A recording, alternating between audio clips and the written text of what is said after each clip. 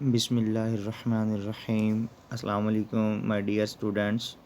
मैं मोहम्मद अखलाक Firoz, lecturer of physics, आप तमाम लोगों को Punjab group of colleges Narwal की pre first year online classes में खुशामदीद कहता हूँ।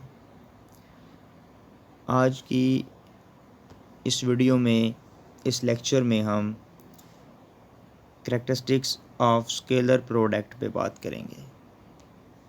It is very important long question. ये बहुत ही इम्पोर्टेंट लॉन्ग क्वेश्चन है कि स्केलर प्रोडक्ट की खसूसियात क्या हैं। स्केलर प्रोडक्ट या डॉट प्रोडक्ट कहे तो उसका एक ही मतलब है। स्केलर प्रोडक्ट को हम डॉट प्रोडक्ट क्या क्यों कहते हैं वो हमने अपने पिछले लेक्चर में डिस्कस किया था, और वो आप उस लिंक पे जाके, डिस्क्रिप्शन में दिए गए लिंक पे जाके वो लेक्चर मेरा सुन सकते हैं। तो नंबर 1 जो करैक्टरिस्टिक्स है वो है कमोटेटिव, कि जो स्केलर प्रोडक्ट है वो किस तरह से कमोटेटिव लॉ को होल्ड करता है या नहीं करता, वो हम डिस्कस करते हैं। Number 1 commutative. फर्स्ट कर लें कि हमारे पास दो वेक्टर्स हैं ए और बी, और दोनों ही एक दूसरे के साथ एंगल थीटा बना रहे हैं as shown in the figure. दो वेक्टर्स हैं, एक ए वेक्टर और दूसरा बी वेक्टर। एक वेक्टर ए, सॉरी, ये बी वेक्टर, और ये हमारे पास ए वेक्टर, और दोनों के दरमियान जो एंगल है वो है थीटा। अब बी वेक्टर का हम एक प्रोजेक्शन ड्रा करेंगे ए के ऊपर, जिसको हमने कहा बी कॉस थीटा। दो वेक्टर हैं, एक ए वेक्टर है, एक बी वेक्टर है, उनके दरमियान एंगल थीटा है। अब बी का एक प्रोजेक्शन ड्रा करेंगे ऑन वेक्टर ए पर, जो है बी कॉस ऑफ थीटा।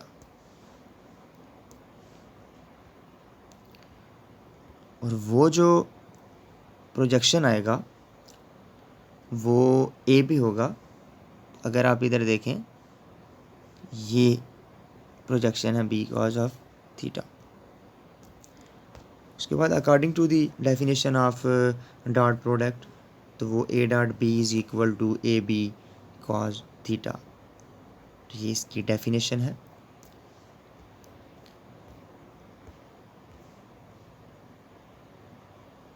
उसके बाद A dot B is equal to A B cos theta जो था, अगर आपने देखा हो A B, A vector B vector, A dot, मैं दोबारा से इधर लिख रहा हूँ, A dot B is equal to A magnitude B magnitude cos of theta. तो ये ए मैग्नीट्यूड है किसकी, वेक्टर ए की, तो मैग्नीट्यूड ऑफ ए वेक्टर। और ये जो बी कॉस थीटा है ये क्या है, projection of B on A. तो ये कुछ इस तरह से आ जाएगा equation number 1, A dot B is equal to A B cos theta, equation number 1। अब अगेन दोबारा हम वही एंगल लेंगे, सॉरी वेक्टर लेंगे, ए वेक्टर है और बी वेक्टर है, फर्स्ट कर लिया, उनके दरमियान एंगल थीटा बन रहा है। अब हम ए का प्रोजेक्शन ड्रा करेंगे बी के ऊपर, तो वो ए कॉस थीटा हो जाएगा, वो हमारे पास आ जाएगा ए कॉस थीटा। ड्रा कर लिया हमने एक प्रोजेक्शन ए वेक्टर का ऑन बी पर, according to the definition of scalar product. अब B dot A is equal to B A cos theta. अब बेसिकली अगर आप देखें तो ये जो b है वो इस वेक्टर b की मैग्नीट्यूड है, और जो प्रोजेक्शन, ये जो a cos थीटा है वो a वेक्टर का प्रोजेक्शन है ऑन b पर। b के ऊपर जो a वेक्टर का प्रोजेक्शन होगा उसको हम a cos थीटा लेंगे, a cos थीटा।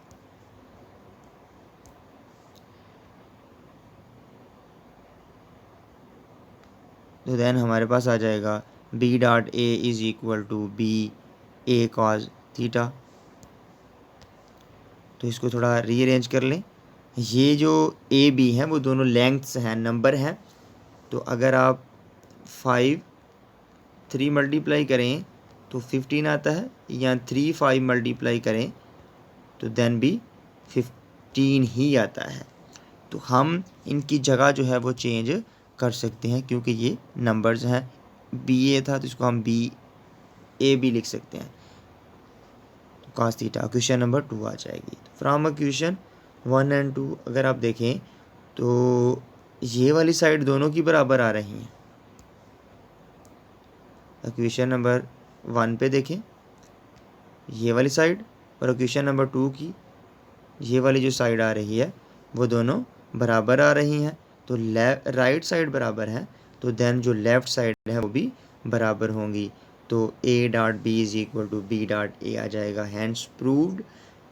यहाँ पर हम कह सकते हैं कि स्केलर प्रोडक्ट जो है वो कमोटेटिव लॉ को होल्ड करता है, ये कमोटेटिव प्रॉपर्टी को ओबे करता है। उसके बाद नेक्स्ट जो प्रॉपर्टी है, नेक्स्ट जो खुसूसियात है वो है म्यूचुअली परपेंडिकुलर। म्यूचुअली परपेंडिकुलर, बाहमी परपेंडिकुलर वेक्टर्स। जब वेक्टर्स जो हैं वो म्यूचुअली परपेंडिकुलर हों, तो फ़र्ज़ कर लें यहाँ पर आप x डाल लीजिएगा, म्यूचुअली परपेंडिकुलर वेक्टर्स। तो फ़र्ज़ करें कि परपेंडिकुलर होने का क्या मतलब है, 90 का एंगल, कि दोनों वेक्टर्स के दरमियान 90 का एंगल हो। तो फ़र्ज़ कर लें कि दो वेक्टर्स जो हैं वो आपस में म्यूचुअली परपेंडिकुलर हैं, बाहमी परपेंडिकुलर हैं, बाहमी 90 का एंगल बना रहे हैं, 90 का एंगल बना रहे हैं। तो देन जो उनका स्केलर प्रोडक्ट होगा वो ज़ीरो के बराबर होगा। वो किस तरह से ज़ीरो के बराबर होगा, अगर आप देखें तो स्केलर प्रोडक्ट की जो मैथमेटिकली डेफिनेशन है वो ये है A dot B is equal to A B cos theta. तो याद रखिए यहाँ पर ये जो ए बी है, ए जो है वो मैग्नीट्यूड है वेक्टर ए की, और ये जो बी है वो मैग्नीट्यूड है वेक्टर बी की। और यहाँ पर अगर दो वेक्टर्स परपेंडिकुलर हों तो थीटा जो है वो 90 के बराबर होता है। तो कॉस थीटा, तो थीटा की जगह हम 90 पुट करेंगे तो हमारे पास आ जाएगा A dot B is equal to A B cos 90। Cos 90 जो है वो ज़ीरो के बराबर होता है। तो यहाँ पर हम ज़ीरो पुट करेंगे तो A dot B is equal to zero. तो ये कंक्लूजन निकाला हमने, जब दो वेक्टर्स आपस में म्यूचुअली परपेंडिकुलर हों तो उनका जो डॉट प्रोडक्ट है वो ज़ीरो के इक्वल होता है। तो ये इंपॉर्टेंट लॉन्ग क्वेश्चन भी है, कैरेक्टरिस्टिक्स ऑफ स्केलर प्रोडक्ट। तो इससे MCQs भी काफ़ी बन सकते हैं। उसके बाद हम इसी में बात करें कि यूनिट वेक्टर के लिहाज से अगर आप देखें तो यूनिट वेक्टर हमारे पास आई जे के हैं। ये हमने पिछले लेक्चर्स में जब हम यूनिट वेक्टर का टॉपिक डिस्कस कर रहे थे वो भी आपको मेरे चैनल में यूनिट वेक्टर का जो टॉपिक है वो मिल सकता है, तो आप उधर से देख सकते हैं। तो यहाँ पर ये जो जे आई जे एंड के हैं ये यूनिट वेक्टर्स हैं। आई जो है वो एक्स एक्सिस के अलोंग है, जे जो है वो वाई के अलोंग है, और के जो है वो जी के अलोंग है। तो अगर ये परपेंडिकुलर हों तो देन जो उनका स्केलर प्रोडक्ट है वो हम किस तरह से लिख सकते हैं कि ए डॉट जे लेंगे। यहाँ पर आई की मैग्नीट्यूड आई यूनिट वेक्टर की और जे यूनिट वेक्टर की मैग्नीट्यूड, और साथ में cos 90, क्योंकि ये परपेंडिकुलर है तो थीटा की जगह 90 आ जाएगा। cos 90 ज़ीरो के बराबर है, ज़ीरो पुट कर दिया। अब आई की मैग्नीट्यूड की जगह भी 1 और जे की मैग्नीट्यूड की जगह भी 1। ऐसा क्यों है? आई की जो मैग्नीट्यूड है उसको भी हमने 1 ले लिया, और जे की जो मैग्नीट्यूड है उसको भी 1 ले लिया। क्यों? तो इसकी रीज़न ये है कि according to the definition of the unit vector, ये यूनिट वेक्टर्स हैं। तो यूनिट वेक्टर्स की अगर हम डेफिनेशन पे जाएं तो यूनिट वेक्टर्स ऐसे वेक्टर्स होते हैं जिनकी मैग्नीट्यूड 1 होती है। तो इसका मतलब है फिर इनकी मैग्नीट्यूड की जगह पे हम 1 लिख सकते हैं। यही कारण है कि ये इनकी जगह पे हमने 1 1 क्यों लिखा है। और फिर यहाँ पे जो हमारे पास रिज़ल्ट आ जाएगा वो जब इसके साथ ज़ीरो मल्टीप्लाई होगा तो आई डॉट जे जो है वो ज़ीरो के बराबर है। इसी तरह सिमिलरली हम कह सकते हैं फिर कि similarly I dot J is equal to J dot K is equal to K dot I is equal to zero. तो ये कमोटेटिव लॉ को ओबे करते हैं, तो इसलिए उनकी हम जगह चेंज कर सकते हैं। आई डॉट जे की जगह पे जब हम जे डॉट आई करेंगे या फिर के डॉट जे करेंगे और आई डॉट के करेंगे तो वो भी ज़ीरो के बराबर ही आंसर आएगा। उसके बाद जो थर्ड प्रॉपर्टी है, थर्ड कैरेक्टरिस्टिक्स है, वो है पैरेलल वेक्टर्स, कि जब दो वेक्टर्स आपस में पैरेलल हों। पैरेलल का होने का मतलब ये है कि एक ही डायरेक्शन में हो तो वो वेक्टर पैरेलल होते हैं और उनमें जो बनने वाला एंगल है वो ज़ीरो हो, तो देन जो उनका स्केलर प्रोडक्ट आएगा वो उनकी मैग्नीट्यूड्स के प्रोडक्ट के बराबर आएगा। दोबारा सुन लें, जब दो वेक्टर्स आपस में पैरेलल हों तो देन जो उनका स्केलर प्रोडक्ट है या वेक्टर प्रोडक्ट है वो बराबर आएगा उनकी मैग्नीट्यूड्स के हासिले ज़रब के। वो किस तरह से आएगा उसके बारे में हम डिस्कस कर लेते हैं। A dot B is equal to A vector dot B vector is equal to A magnitude B magnitude cos theta. Theta यहाँ पर ज़ीरो है, ज़ीरो पुट करेंगे तो कॉज ज़ीरो जो है वो वन के बराबर होता है, तो उसकी जगह पे हम वन लगा देंगे। यहाँ पर वन आ गया तो A vector dot B vector is equal to A magnitude B magnitude. तो यही बात हम देख रहे थे कि जब दो वेक्टर्स आपस में पैरेलल हों और उनका जो डॉट प्रोडक्ट है वो उनकी मैग्नीट्यूड्स के हासिले ज़रब के बराबर आएगा। ये दोनों की मैग्नीट्यूड्स थी और इनका हासिले ज़रब लिया, मतलब जब हमने दोनों को मल्टीप्लाई कर दें तो ये ए बी मतलब मैग्नीट्यूड्स का हासिले ज़रब है। तो जब दो वेक्टर्स आपस में पैरेलल हों तो उनका जो डॉट प्रोडक्ट है वो दोनों वेक्टर्स की मैग्नीट्यूड के हासिले ज़रब के बराबर आता है। तो अब इस प्रॉपर्टीज़ में भी हम यूनिट वेक्टर्स की बात करें तो in the case of unit vectors जो आई जे एंड के यूनिट वेक्टर हैं और इफ़ ये पैरेलल हों, अगर ये पैरेलल हों तो देन उनमें बनने वाला एंगल ज़ीरो होगा। तो उसी तरह फिर हम आई डॉट आई, अब यहाँ पर अब गौर करें, जब हमने परपेंडिकुलर लिया तो एक आई था और एक जे था, या एक जे था दूसरा के था, या फिर के था तो आई था, तो लेकिन यहाँ पर हम आई आई क्यों ले रहे हैं? तो इस पर गौर कर लें, इसका क्या रीज़न है, यहाँ पर क्या कारण है आई डॉट आई की क्यों हम साथ ले रहे हैं जब दो वेक्टर्स हैं। तो इसका वजह ये है बेटा कि दो वेक्टर्स पैरेलल या तो इस तरह हो सकते हैं, अब ये एक्स एक्सिस के अलॉन्ग है सपोज कर लें, या तो ये भी इस तरह भी पैरेलल वेक्टर्स हो सकते हैं और ये वाई के अलॉन्ग है, और जी को हम कुछ इस तरह से टेढ़ा ड्रा करते हैं तो या फिर इस अलॉन्ग भी हो सकते हैं। जब दोनों vectors A B C along है, बी बी सी अलॉन्ग है, इसका मतलब है जब हम आई वेक्टर लेंगे उसका भी यूनिट ए वेक्टर लेंगे उसका भी यूनिट वेक्टर आई, और जब बी वेक्टर लेंगे उसका भी यूनिट वेक्टर आई होगा। और जब वाई के अलॉन्ग में है तो देन ए का जो यूनिट वेक्टर लेंगे वो आ जाएगा जे यूनिट वेक्टर, और जो बी का लेंगे वो भी आ जाएगा जे यूनिट वेक्टर। और जब इसी तरह जी के अलॉन्ग होंगे तो ए का भी के वेक्टर आ जाएगा और बी का भी के यूनिट वेक्टर आ जाएगा। तो यही कारण है, यही वजह है कि यहाँ पर हमने आई डॉट आई ले लिया, क्योंकि दोनों वेक्टर्स जो हैं वो एक्स एक्सिस के अलॉन्ग हैं। तो I dot I, I vector का मैग्नीट्यूड, आई यूनिट वेक्टर का मैग्नीट्यूड काज थीटा, थीटा की जगह हम ज़ीरो पुट करेंगे क्योंकि पैरेलल हैं, तो काज ज़ीरो वन के बराबर होता है, उसकी जगह पे वन आ जाएगा। और यहाँ पर जो यूनिट वेक्टर्स हैं आई के उनकी जगह पे भी हम वन वन लगा देंगे, क्यों वन लगा देंगे, ये पीछे भी बात डिस्कस की है कि यूनिट वेक्टर की मैग्नीट्यूड वन होती है, तो I dot I is equal to one. इसी तरह सिमिलरली जो जे डॉट जे होगा वो भी वन के बराबर आ जाएगा, और जो के डॉट के होगा वो भी वन के बराबर आ जाएगा, और आई डॉट आई भी वन के बराबर है।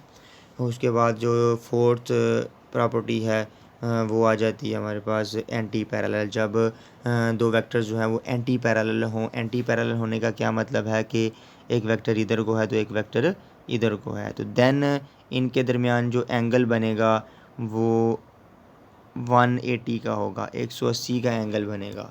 तो कहता है कि जब दो वेक्टर्स आपस में एंटी पैरेलल हों उनका आप स्केलर प्रोडक्ट लो तो वो बराबर आएंगे negative product of their magnitudes, उनकी मैग्नीट्यूड्स के हासिल ज़रब के नेगेटिव के बराबर आएगा।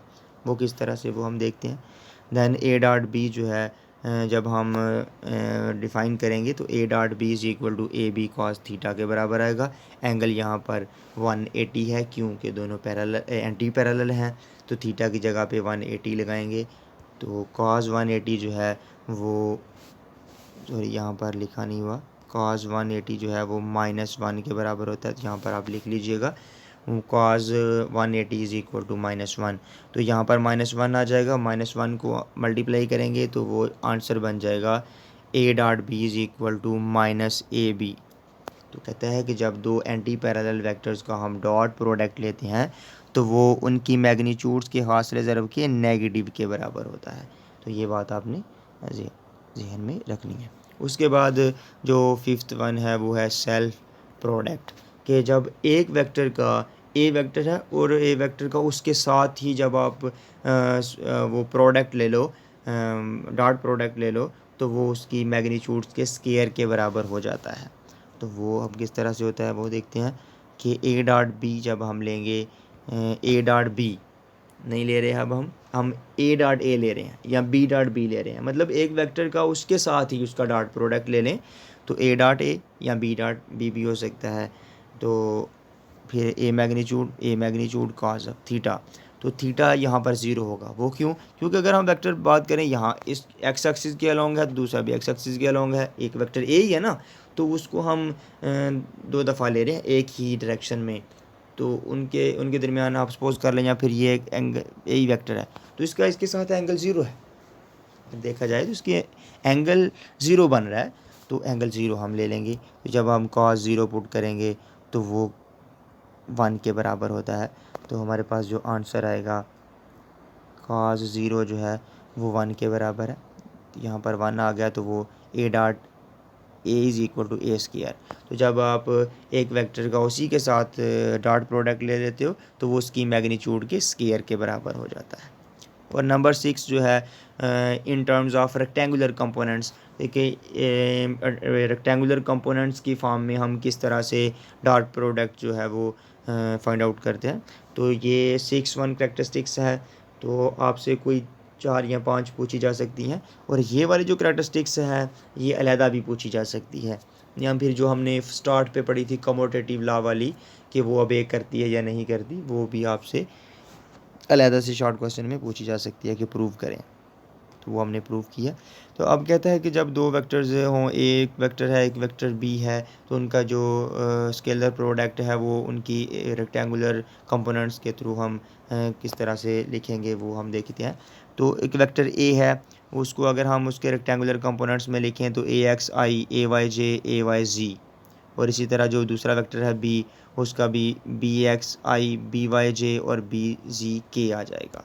अब इनका अगर हम डॉट प्रोडक्ट निकालना चाहें तो यहाँ पर हमारे पास आ जाएगा ए वेक्टर डॉट बी वेक्टर, और ए के कंपोनेंट्स आ जाएंगे और डॉट और बी के कंपोनेंट आ जाएंगे। तो ये जो डॉट मैं दरमियान में लगा रहा हूँ ये आपने लगाना नहीं भूलना, क्योंकि हम प्रोडक्ट्स पढ़ रहे हैं, वेक्टर के प्रोडक्ट पढ़ रहे हैं, डॉट प्रोडक्ट है, आगे जाके क्रॉस आएगा, तो ये आपने ध्यान रखना है, ये डॉट लगाना नहीं भूलना। तो जब हम इनको मल्टीप्लाई करेंगे तो वो सिंपल मल्टीप्लाई करने का तरीका है जो आप छोटी क्लासेस में इस्तेमाल करते थे, कि पहला एक पकड़ लिया, इसको तीनों के साथ मल्टीप्लाई, फिर दूसरा पकड़ लिया, फिर दोनों तीनों के साथ मल्टीप्लाई, फिर तीसरा पकड़ लिया, फिर तीनों के साथ मल्टीप्लाई। अब हम पहला ले लेते हैं कि यहाँ पर हमारे पास आ रहा है वेक्टर जो ए एक्स आई है, ए एक्स आई है, इसको हम बी एक्स के साथ मल्टीप्लाई करेंगे तो A X B X I dot I, उसके बाद फिर B X B Y I dot J, उसके बाद फिर A X B Z I dot K. फिर अब आ जाएंगे हम ए वाई जे पे, जब ए वाई जे को पहले के साथ मल्टीप्लाई करेंगे तो plus A Y B X J dot I, फिर दूसरे के साथ तो plus A Y B Y J dot J, और फिर तीसरे के साथ तो A Y B Z J dot K आ जाएगा। उसके बाद जो थर्ड स्टेप आगे आएगा तो वो आ जाएगा, जब हम ए जी को मल्टीप्लाई करेंगे तीनों के साथ तो ए जी बी एक्स के dot I, A ji B Y के डॉट जे, तो ए जी बी जी के डॉट के आ जाएगा हमारे पास। अब यहाँ पर आपने ये पीछे जो करेक्टरिस्टिक्स हमने डिस्कस की हैं कि आई डॉट आई 1 के बराबर होता है, 1 आ जाएगा इसकी जगह, और जे डॉट जे 0 होता है, ये भी हमने देखा।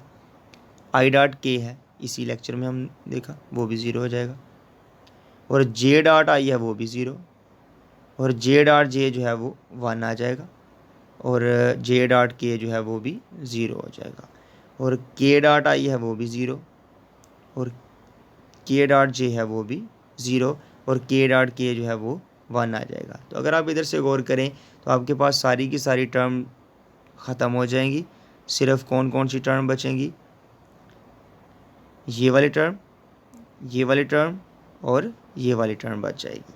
तो इसको हम फिर लिख लेते हैं कि ए डॉट बी जो है, ए डॉट बी आ जाएगा ए एक्स बी एक्स 1, ए वाई बी वाई 1, ए जी बी जी 1, 1 1 मल्टीप्लाई हो जाएगा, तो A vector dot B vector बराबर आ जाएगा ए X B X plus A Y B Y A ji B ji. Question number 1 आ गई।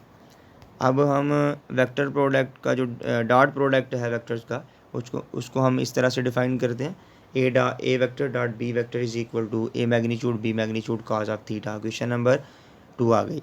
ये साइड्स आपस में बराबर हैं तो ये साइड्स भी आपस में बराबर होंगी। दोनों इक्वेशंस को कंपेयर करते हैं तो देन जो हमारे पास रिज़ल्ट आएगा वो आ जाएगा ए बी कॉस थीटा। यहाँ पर ए और बी मैग्नीट्यूड्स हैं और ये इसके बराबर आ जाएंगी। अब ये जो ए बी है वो इधर मल्टीप्लाई हो रहा है, इधर आके डिवाइड हो जाएगा, तो हमारे पास जो इक्वेशन आ जाएगी वो cos theta is equal to A X B X plus A Y B Y plus A ji B ji divided by A B. और यहाँ से हम थीटा फाइंड करना चाहें तो कॉस जो है वो इधर आके इन्वर्स हो जाएगा, तो ऊपर वाली जो इक्वेशंस हैं वो एज इट इज़ आ जाएंगी, A X B X plus A Y B Y plus A ji B ji divided by A B. तो इसके साथ ही आज का लेक्चर जो है वो समाप्त होता है। तो मिलते हैं नेक्स्ट लेक्चर में, तब तक के लिए अपना ख्याल रखिएगा, और अगर हमारी वीडियो पसंद आई हो तो इनको ज़्यादा से ज़्यादा लाइक और शेयर कीजिएगा, और अगर आपने हमारा चैनल सब्सक्राइब नहीं किया तो उसको सब्सक्राइब कर लीजिएगा, और साथ में बेल आइकन को भी प्रेस कर दीजिएगा ताकि नई आने वाली वीडियो आपको आसानी से मिल सकें।